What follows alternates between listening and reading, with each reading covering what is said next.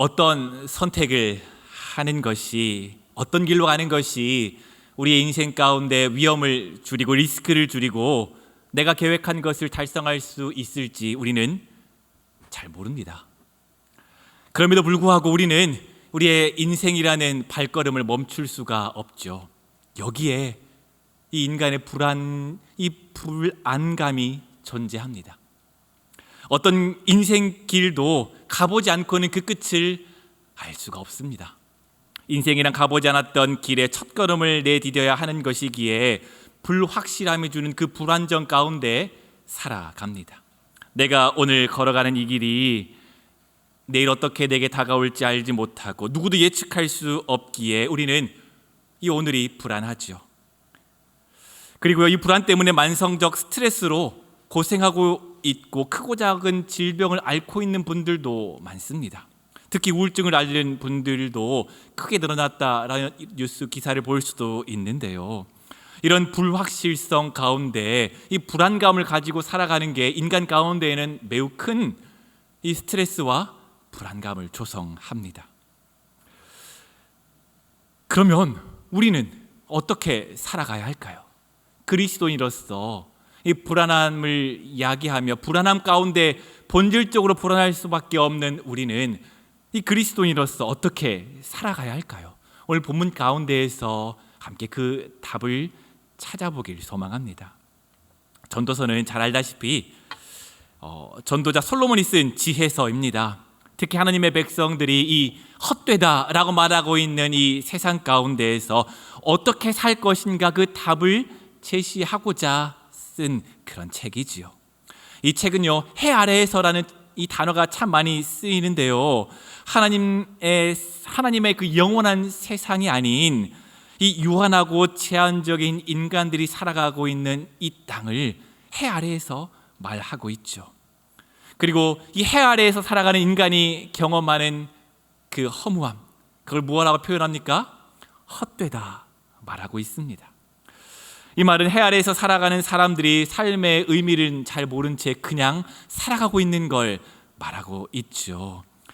그래서 이 전도서는요, 이 두 용어를 통해서 해 아래에서 살아가고 있는 모든 사람들, 우리가 삶의 의미를 찾지 못한 채 방황하고 사는 사람이 많다라는 것을 이야기하며, 그렇게 진단하며 하나님의 백성들이 이 해 아래 가운데에서 헛되다라고 말하고 있는 세상 가운데에서 어떻게 의미를 찾아가면 좋을지 이야기를 하고 있는 게 전도서의 말씀입니다. 오늘 본문을 보면요, 성경책 가지고 계신 분 한번 살펴보면 좋겠는데요, 이 11장 위에 파란색으로 글씨가 써져 있습니다. 뭐라고 적혀 있을까요? 맞아요, 지혜로운 삶이라고 적혀 있습니다. 지혜가 뭘까요? 제가 사전을 찾아봤는데요, 어떤 일이나 대상이 가진 근본적인 성질이나 속성을 바르게 깨닫고 판단하는 힘을 지혜라 말합니다. 인간이 어떻게 살아가야 할 것인가? 인간은 왜 존재하는가? 삶에 대해서 묻고 그 삶의 본질을 찾아가는 힘을 지혜라고 말하죠. 신앙적으로 말할 때 지혜라면 어떤 걸 말할까요? 저는 말씀을 해석할 줄 아는 능력을 지혜라고 생각합니다. 창세기 1장을 살펴보면요, 하나님께서 말씀으로 이 세상을 창조하셨습니다. 그냥 우리가 하는 말이 아니라요, 하나님께서는 이 말씀을 통해 명령하셨고 말씀을 통해 놀라운 창조, 생명을 창조하셨습니다. 그 안에 생명이 담겨져 있고 그 안에 삶이 담겨져 있는 놀랍고 거룩한 말씀이죠.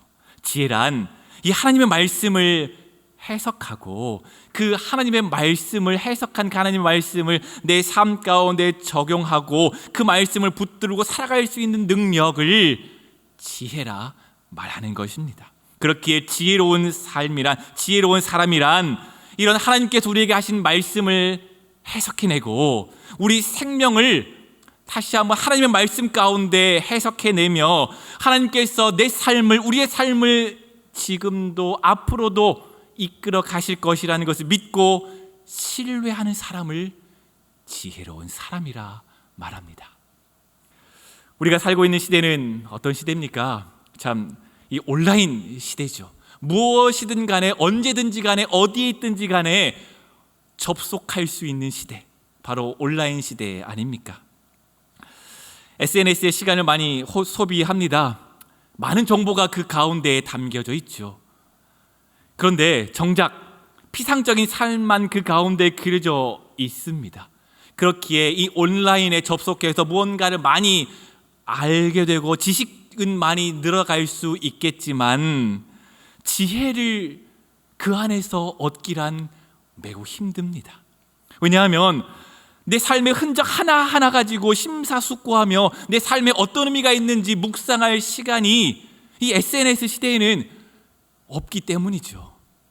그저 내 삶의 흔적을 올려두고 좋아요 받고 그걸로 인해 기뻐하고 내 삶의 이 흔적이 내 삶 가운데 어떤 의미가 있을지 고민해보고 숙고해보고 말씀으로 내 삶을 해석해보려 하지 않고 그냥 보여주려고 하는 게 요즘 시대 아닙니까?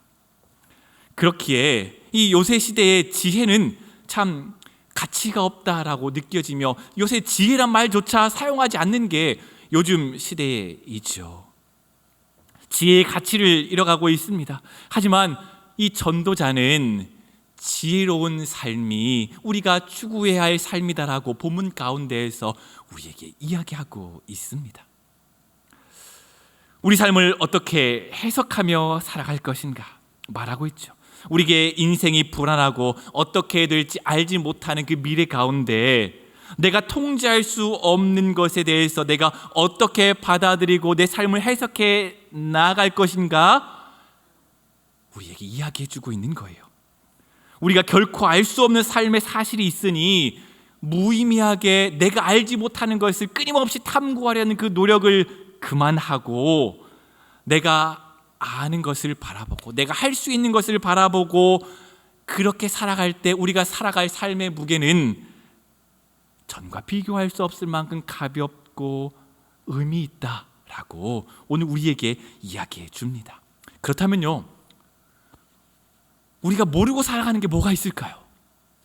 요즘 시대에 진짜 인터넷에 접속만 하면 뭐든지 다 알 수 있는 시대인데 우리가 뭘 놓치고 살아가고 있을까요?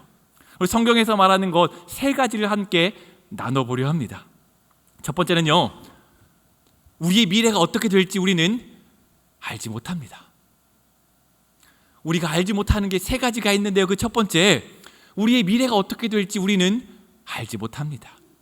1절부터 2절인데요, 그리 같이 한번 읽어보겠습니다. 시작. 너는 내 떡을 물 위에 던져라. 여러 날 후에 도로 찾으리라. 7에게나 8에게 나눠 줄지어다. 무슨 재앙이 땅에 임할는지 내가 알지 못함이니라. 내가 알지 못함이니라. 우리는 우리의 삶에 어떤 일이 일어날지 알지 못합니다. 물론 자연의 징조는 읽을 수 있습니다. 까만 하늘에 하늘에 까만 구름이 하늘을 뒤덮으면 곧 비가 오겠구나. 우리는 알 수 있죠. 그런데요, 비가 얼마나 올지 어느 지역에 집중 홍수가 날지 우리는 알지 못하는 게 투성입니다. 반복되는 일상 가운데 우리는 살아가죠. 아침 일어나서 씻고 오늘 할 일을 하며 여기까지 오셨습니다. 그리고 내일도 오늘 해야 할 일, 오늘 한 것처럼 내일도 해야 할 일을 감당하실 겁니다. 그런데요, 우리의 삶에 어떤 일이 일어날지, 내일 우리의 삶 가운데 어떤 일이 일어날지 우리는 알지 못합니다. 그런데 우리는 어떻게 살아가고 있나요? 내가 내 삶을 계획하고 내 미래를 계획하고 내가 미래를 알고 있는 것처럼 그렇게 내 삶을 통제하고 내 삶 가운데 놓고 살아가려 합니다. 다음 주 다음 달 계획을 세우고요, 생일을 맞은 가족의 외식을 계획을 잡고 누구와 부모님과 사랑하는 가족과 친구들과 여행 가겠다 계획을 잡습니다. 이건 당연한 일이고요, 우리가 일하는 방식인데요, 그런데 정말로 내가 이 계획한 일을 할 수 있을지 우리는 100% 확신할 수가 없습니다. 내가 컨트롤하지 못하는, 내가 통제하지 못하는 재앙이 내 삶 가운데 언제 찾아올지 우리는 알지 못하죠. 그리고 우리가 알지 못하는 두 번째 일이 여기 또 있습니다. 우리 5절 말씀인데요, 같이 한번 읽어보게. 두 번째, 하나님만 하실 수 있는 일이 어떻게 이루어질지 우리는 알지 못합니다. 우리 5절 말씀인데요, 같이 한번 읽어보겠습니다. 시작. 바람의 길이 어떠함과 아이벤 자의 태에서 뼈가 어떻게 자라는지를 내가 알지 못함 같이 만사를 성취하시는 하나님의 일을 내가 알지 못하느니라. 아멘. 여기서 바람이라 표현된 단어는 히브리어로 루아흐라는 그런 단어인데요, 이 루아흐라는 단어를 여기서는 바람이라고 표현하는데 어디서 표현됐는지 알고 계십니까? 여러 군데에서 표현됐는데요, 저는 우선 창세기를 하나 예로 들 텐데 창세기 1장 2절에 이 루아흐라는 단어가 표현이 됐어요. 땅이 gond전하고 공허하며 흑암이 깊음 위에 있고 하나님의 영은 수면 위에 운행하시니라 라고 표현할 때 어디에서 여기 바람이라는 단어가 들어갈까요? 수면 위에? 영? 맞아요. 하나님의 영을 루아흐라고 표현해요. 하나님의 영을. 그래서 바람으로 표현할 때도 있고 하나님의 영을 표현할 때도 있거든요. 물론 여기서 바람이라고 표현됐는데 저는 이 단어를 보면, 이 문장을 보면서 묵상했을 때 저는 이렇게 해석했습니다. 생명의 신비, 우리가 알지 못하는 하나님의 생명의 신비를 여기서 표현하고 있다라고 저는 그렇게 생각했어요. 그래서 이 바람의 길이 생명의 오고 감의 길을 저는 그렇게 생각했고, 또 아이벤 자의 태에서 그 생명이 어떻게 자라는지, 뼈가 어떻게 자라는지 내가 알지 못합니다 라고 기록하고 있습니다. 우리는 생명이 어디로부터 와서 어디로 가는지, 언제 생명의 흔적을 남기고 어떻게 가야 할지 우리는 알지 못합니다. 모태속 태아의 3D 초음파 사진을 찍는다고 해서 그 아이가 어떻게 자라나고 어떻게 성장하며 어떻게 나올 수 있을지 우리는 알지 못합니다. 그것은 하나님께서 정하신 생명의 신비로 남겨져 있지요.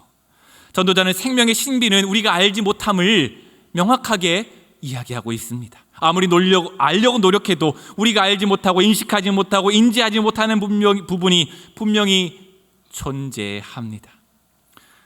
그런데 우리는 내 삶에 일어나는 모든 일을 내가 알아야겠다라고 그렇게 생각하고 살아갈 때가 참 많습니다. 그리고 거기에 집착할 때도 있죠. 나는 내 자녀의 일을 모두 다 알아야 돼. 나는 내 남편과 내 배우자의 일을, 나는 내 주변에 있는 모든 일을 내가 다 알고 통제할 수 있어야 해라고 생각하며 그렇게 자신의 삶뿐만 아니라 다른 사람의 생명까지도 통제하려고 하는 사람이 존재하죠. 하지만 우리가 모르는 것이 훨씬 더 많습니다. 내가 모르게 살아가는 게 훨씬 더 유익할 때가 더 많습니다. 그렇기에 전도자는 삶의 모든 것을 알아내 내 삶에 통제하는 일을 그치며 내가 할 수 없는 일을 더 이상 쫓지 말아라 말하고 있는 것입니다. 그리고 세 번째인데요, 이 전도자는 이 세 번째 우리가 알지 못함을 이야기합니다. 어떻게 실패를 피하고 어떻게 성공을 보장할지 알지 못한다라고 오늘 우리에게 말합니다.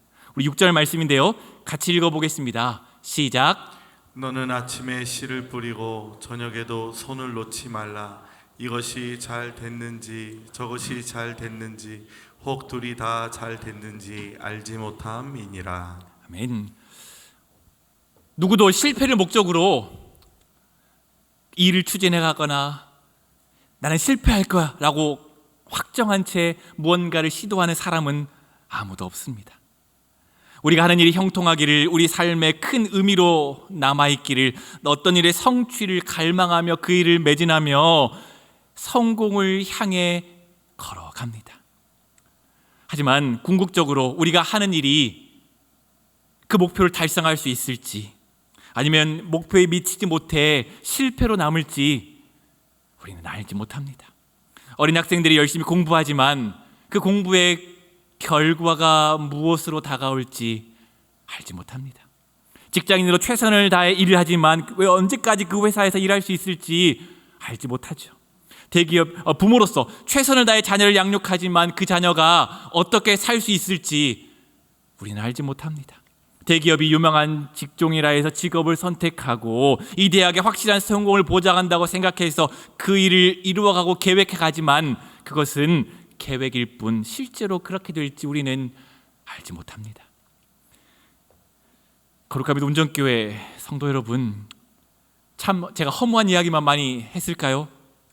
인생이란 이해할 수 없는 일들로 가득 차 있습니다.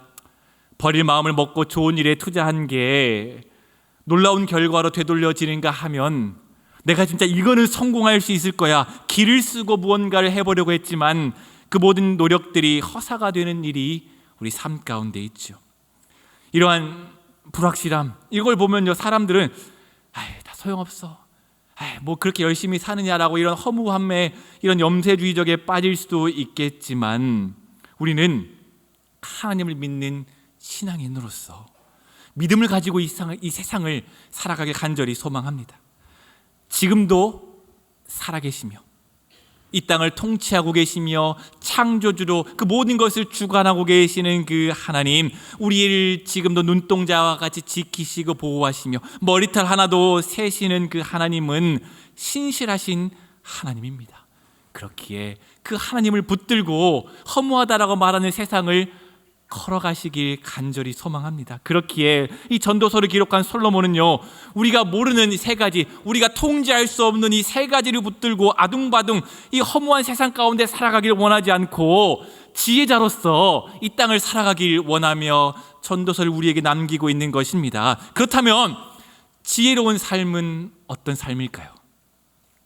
우리의 미래가 어떻게 될지 알지 못한 채, 하나님이 하실 수 있는 일을 재단하지 않는 삶, 어떻게 실패를 피하고 성공을 보장할지 알지 못하기에 그것을 내려놓고 내가 할 수 있는 것과 할 수 없는 것을 구분하며 살아가는 삶이 지혜로운 삶입니다. 우리 1절 2절인데요, 같이 한번 읽어볼까요? 시작. 너는 내 떡을 물 위에 던져라. 여러 날 후에 도로 찾으리라. 7에게나 8에게 나눠줄지어다. 무슨 재앙이 이 땅에 임하는지 내가 알지 못함이니라. 아멘. 한번 잠깐 띄워주시죠. 보시면서 무슨 생각이 드십니까? 떡을 물 위에 던지래요. 그리고 여러 날 후에 그걸 찾으래요. 아니, 물에다가 던졌는데 그걸 어떻게 찾을까요?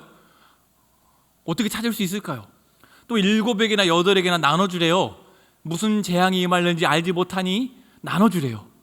이게 무슨 의미일까요? 이 본문은요, 이 새 번역과 공동 번역은요 좀 다르게도 해석을 합니다. 한번 보여주실래요? 무역에 투자하래요. 표준 새 번역은 이렇게 표현하고 있어요. 무역, 돈이 있으면 무역에 투자해라. 여러 날 뒤에 그 이윤을 남길 거다. 그리고 분산 투자해라. 이렇게 해석하기도 하고요. 공동 번역에는 사업에 투자해라. 참고 기다리면 언젠가 이득을 얻을 거다. 이런 얘기도 해요. 상당히 수수께끼 같은 구절이기에 많은 의견이 존재하고 많은 해석이 존재합니다.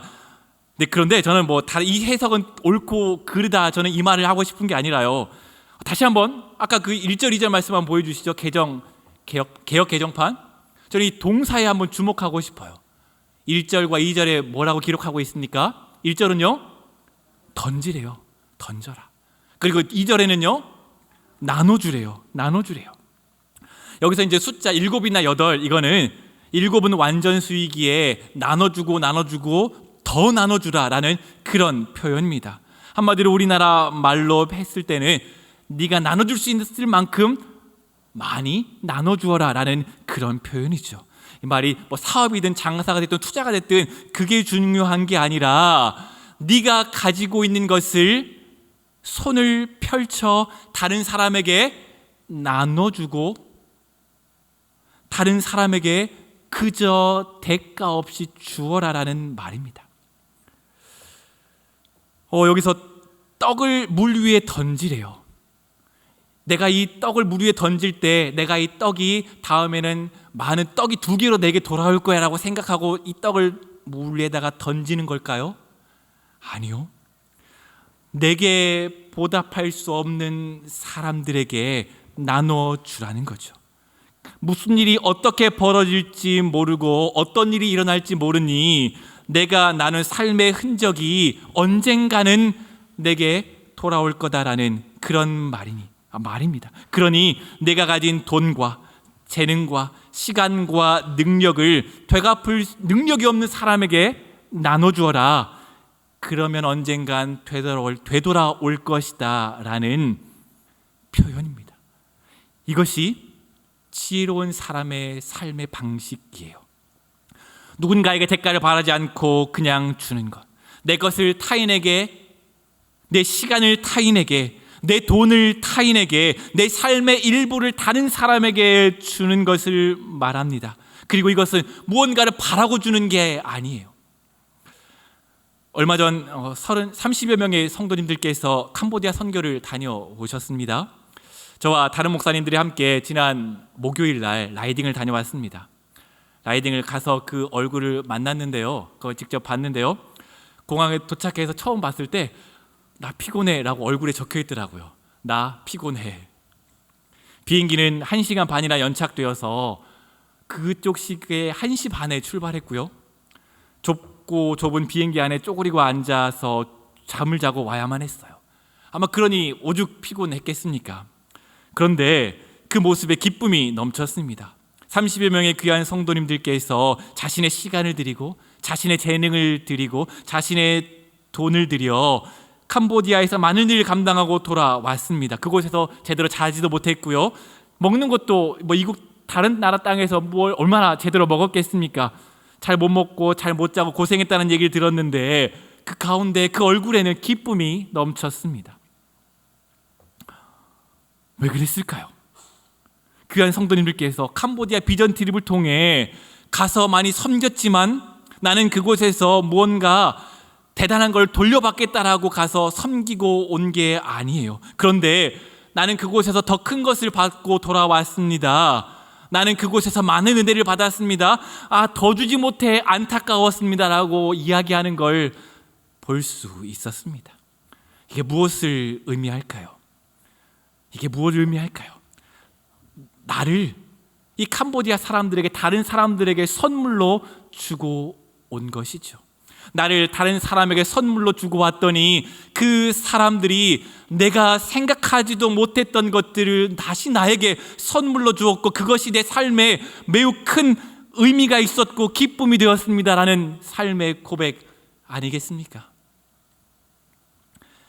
사람에게는 이런 지혜가 필요합니다. 사람에게는 이런 삶의 의미가 필요하죠.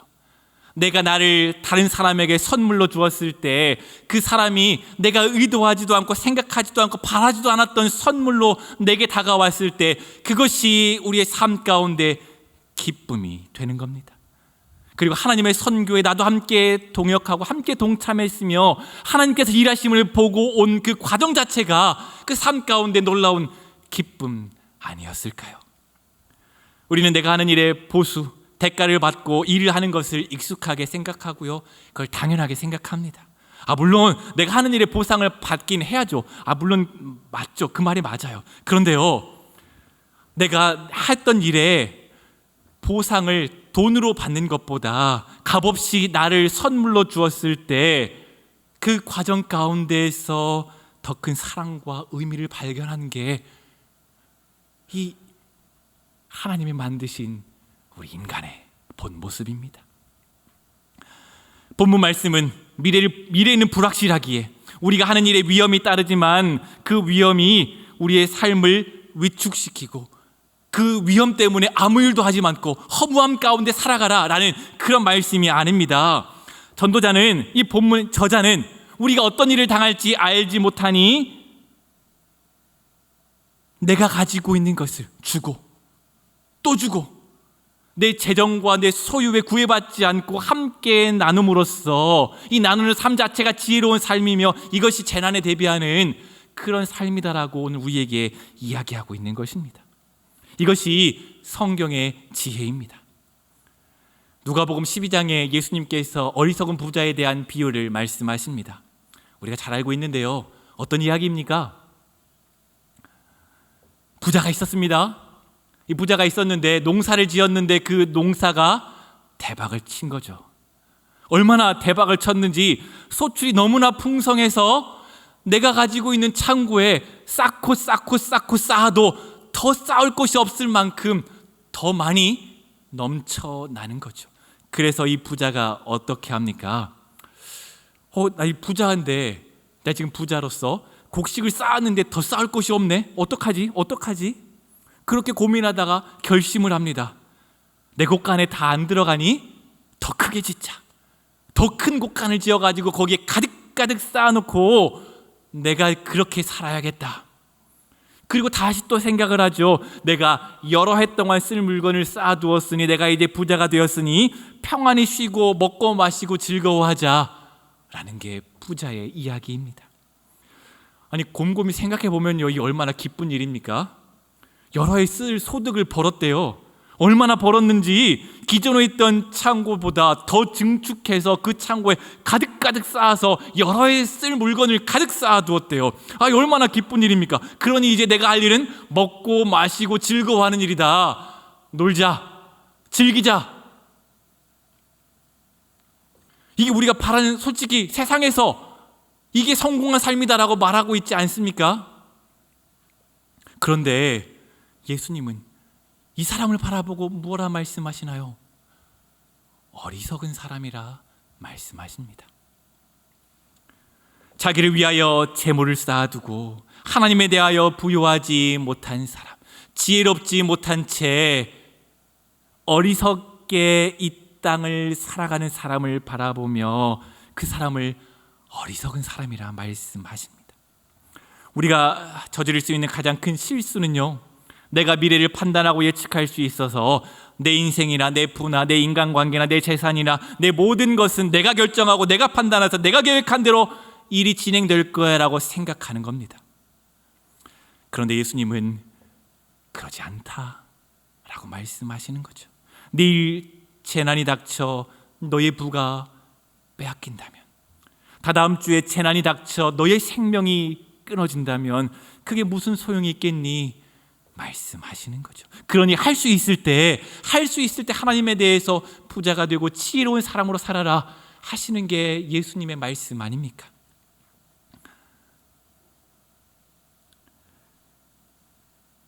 미래는 불확실하니 우리는 우리의 삶을 나눌 수 있는 지혜가 있어야 됩니다. 우리의 시간과 재정과 더불어 나 자신을 나눠주십시오. 나누고 또 나눠주십시오. 마가복음 8장 34절에서 35절인데요, 예수님은 이렇게 말씀하십니다. 우리 같이 한번 읽어볼까요? 시작. 누구든지 나를 따라오려거든 자기를 부인하고 자기 십자가를 지고 나를 따를 것이니라. 누구든지 자기의 목숨을 구원하고자 하면 잃을 것이요, 누구든지 나와 목숨을 위하여 목숨을 잃으면 구원하리라. 아멘. 예수님은 무언가를 발견하기 위해 자기가 가진 모든 것을 내어주셨습니다. 무언가를 얻기 위해 자기 자신을 십자가에 내어주셨습니다. 예수님은 그렇게 살아가셨고 자신의 삶을 다른 사람에게 나눠주신 분, 바로 그분이 예수 그리스도입니다. 이 세상 어디에서도 듣지 못한 이야기죠. 세상은 재난을 대비하기 위해 곳간을 짓고 거기에 쌓아라라고 말하는데, 예수님은 생명을 얻기 위해 너를 나눠주어라, 너가 너 있는 모습 그대로 살아가지 말고 너를 나누어라 말씀하고 계십니다. 이 얼마나 놀라운 지혜의 말씀입니까? 우리는 사랑하는 사람과 함께하며 그들에게 우리의 삶과 우리의 재물을, 나 자신을 내어 주어야 하는 거죠. 이것이 제자된 삶의 지혜로운 삶의 방식입니다. 여러분, 삼위일체 하나님이라는 이야기 들어보신 적 있으십니까? 그쵸? 삼위일체 하나님 들어보신 적 있죠? 지난 5월 달에 김영원 교수님을 모시고 조직신학 강의를 들었을 때 김영원 교수님이 정말 명확하게 잘 설명해 주셨어요. 삼위일체가 뭘까 고민하시는 분들은 다시 한번 그 김영원 교수님의 강의를 다시 한번 들어주셨으면 좋겠어요. 그런데요, 거기서 나오는 말이 있는데요, 아버지와 아들과 성령이 하나라는 게 삼위일체거든요. 교수님이 여기서 뭐라고 설명하냐면요, 서로가 서로에게 자기 자신을 선물로 주는 분, 선물로 주는 관계를 이 하나님의 관계라고 이야기했습니다. 그리고 이렇게 존재하시는 그분이 하나님이십니다 라고 이야기를 했어요. 잘 이해가 안 되시나요? 잘 이해가 안 되시나요? 서로가 이 하나님 아버지와 아들과 성령이 내가 나를 주장하지 않고 상대방에게 서로에게 선물로 나 자신을 온전히 내어주는 그것을 이 교수님은 그것을 사랑이라 표현했어요. 사랑. 그리고 인간은요 하나님의 형상을 따라 지음받았잖아요. 어떤 형상을 지음받은 걸까요? 바로 이 사랑하는 하나님의 형상을 따라 지음받은 존재라는 겁니다. 우리는 서로 사랑하도록 지음받은 존재예요. 하나님께서 서로가 서로를 향해 내어주시는 것처럼, 자기 자신을 선물로 주시는 것처럼 나도 내 자신을 다른 사람에게 내어주도록, 그 가운데 함께 기쁨을 누리도록 지음받은 존재가 우리라는 사실인 거죠.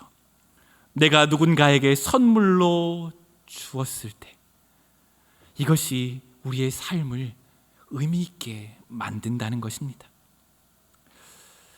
제가 농담 삼아 최준고 목사님에게 이런 얘기를 할 때가 한 번씩 있습니다. 목사님, 결혼 안 해도 됩니다. 혼자 사는, 결혼해도 좋지만 안 해도 좋습니다 라는 얘기를 제가 한 번씩 농담 삼아 자주 합니다. 그러면 최준고 목사님 꼭 그래요. 아닙니다 목사님, 저 결혼할 겁니다 라고 꼭 이야기하는데요, 좋은 사람이 있으면 꼭 소개 좀 시켜주십시오. 벌써 8월입니다 아무튼요, 그런데요, 결혼이란 뭘까요? 결혼이란 뭘까요? 저는 내가 사랑하는 배우자에게 선물이 되는 경험이라고 생각합니다. 다른 사람이, 내 배우자가 나를 기뻐하는 경험, 내가 나를 선물로 주었을 때 그 모습을 보고 함께 기뻐하며 내가 의미 있는 사람이구나, 내가 저 사람에게 의미 있는 사람이구나를, 내 존재를 다시 한번 내 존재의 의미를 깨닫게 하는 관계, 저는 이게 결혼이라고 생각해요. 그리고 그 경험은 다른 사람에게 나를 온전히 내어주었을 때 그 사람과 함께 기뻐하는 경험은 정말로 의미 있고 나를 행복하게 만든다라고 저는 믿어 의심치 않습니다. 그러니 여기에 미혼이신 분들 꼭 결혼하십시오. 결혼할까 말까 고민하는 분들, 결혼하면 내게 무슨 이익이 있을까 고민하시는 분들, 고민하지 마시고 내가 선물이 될 사람을 만나 꼭 그 사람에게 온전한 선물이 되는 경험을 하십시오. 그리고 결혼하신 분들이 계시다면 사랑하는 배우자와 함께 서로가 서로에게 선물이 되는 이 놀라운 경험과 축복을 하는 귀한 부부가 되시길 간절히 소망합니다. 하나님이 우리에게 주신 사람을 소중히 여기고 보호하며 사랑하는 배우자와 함께 의미 있는 삶을 이 땅 가운데 걸어가시길 정말 주님의 이름으로 축복합니다. 우리가 너무나 바빠서 사랑하는 배우자, 사랑하는 사람과 함께 서로가 서로에게 삶을 내어주고 있지 못하다면 삶을 다시 한번 점검해 보시면 좋겠습니다. 내가 내 자신을 내어주지 못하고 그저 멀리 바라보는 것만으로 만족한 채 그렇게 살아가고 있다면 우리는 하나님의 말씀대로 이 땅을 살아가지 못하고 있는 것입니다. 그리고 그렇게 살아가다 보면 그 과정 가운데 서로를 잃어버린 채, 삶의 의미와 행복은 잃어버린 채 살아갈지도 모르겠습니다. 이 얼마나 슬픈 관계입니까? 우리의 삶은 수익을 얻기 위해, 무언가를 성취하기 위해 달려가는 삶이 아닙니다. 우리는 하나님께서 주신 선물을 누리는 그런 삶입니다. 그래서 내가 열심히 수고했으니까 당신이 나에게 무언가 보상을 해줘야 돼, 내가 열심히 수고했으니까 나는 그에 따른 보상이 있어야 되라고, 보상을 위해, 이익을 얻기 위해 그렇게 관계하며 그렇게 헌신하는 삶이 아니라 하나님께서 나를 얼마나 사랑하시는지 하나님 앞에 내가 선물이라는 것을 기억하며 하나님 앞에 다른 사람에게 선물이 되는 그런 삶을 살아가시길 간절히 소망합니다. 그렇게 우리의 삶을 아름답게 경탄하시길 축복합니다. 옆에 사랑하는 사람들이 함께 오신 분도 있고 아닌 분도 계시겠지만, 함께 하신 분들이 계시다면 당신이 옆에 있음으로 인해, 사랑하는 관계에 있는 사람이 옆에 있음으로 인해 그 자체만으로도 함께 기뻐하고 아름다워하며 지혜롭게 이 땅을 걸어가시길 축복합니다. 7절에 이렇게 기록합니다. 빛은 실로 아름다운 것이라 눈으로 해를 보는 것이 즐거운 일이로다 고백합니다. 우리의 일상 가운데에서 빛을 바라보며 아름답다 여기십니까? 저놈의 태양 또 떴네. 왜 이렇게 덥냐? 언제 저 태양 지냐? 이게 우리의, 솔직히 저도 그래요. 마찬가지죠. 그런데 제가 하고 싶은 말은 우리의 삶의 사소한 것 하나하나, 하나님께서 내 삶 가운데 두신 삶의 흔적들 하나하나를 바라보며 그것을 바라보고 기뻐하는 삶을 살아가고 있는지, 나와 함께 살아가고 있는 사람을 향해 바라보며 나는 이만큼 하고 있는데 너는 왜 그거밖에 못하냐라고 보상과 이익으로 관계하고 있지는 않는지 우리는 우리의 삶을 바라볼 수 있어야 합니다. 하나님도 이 세상을 만드시며 우리를 만드시고 보시기에 좋았더라 경탄하시고 아름다움을 그렇게 노래하시며 기뻐하셨습니다.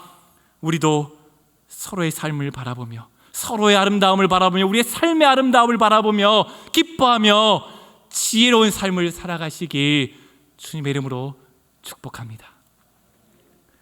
우리 고 이어령 선생님의 시가 있었는데요, 우리 같이 한번 천천히 읽어보며 설교를 마쳤으면 좋겠습니다. 참 이 시가 참 너무 마음에 와닿아 함께 나눴으면 좋겠다 생각해서 함께 읽어보면 좋겠습니다. 함께 같이 읽어볼까요?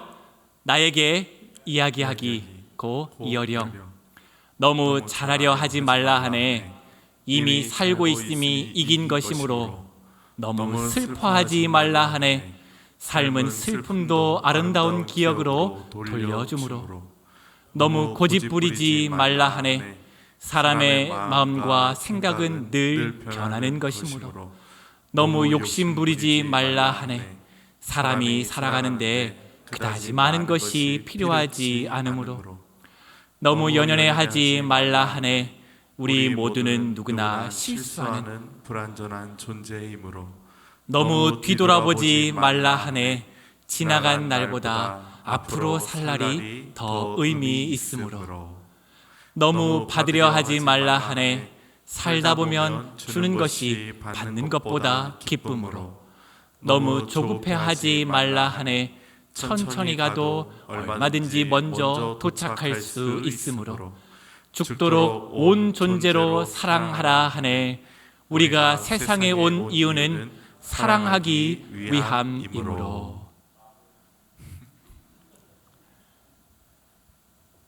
사랑하십시오.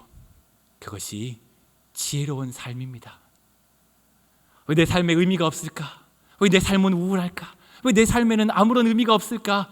그렇게 고민하면서 지금도 우울해하시는 분이 계시다면 나를 타인에게 선물로 주시는, 그렇게 주시면서 그 가운데 삶의 의미를 찾고 그 가운데 기쁨을 누리며 사랑하며 이 땅을 지혜롭게 살아가시길 간절히 축복합니다. 우리가 못하는 것, 우리가 모르는 것은 어쩔 수 없는 겁니다. 그거는 내가 할 수 있는 일이 결코 아닙니다. 어리석게 그것 붙들고 살아가는 것이 아니라 지혜롭게 하나님의 말씀 붙들고 하나님 닮아 이 땅을 사랑하며 살아가시는 여러분들이 되시길 주님의 이름으로 축복합니다.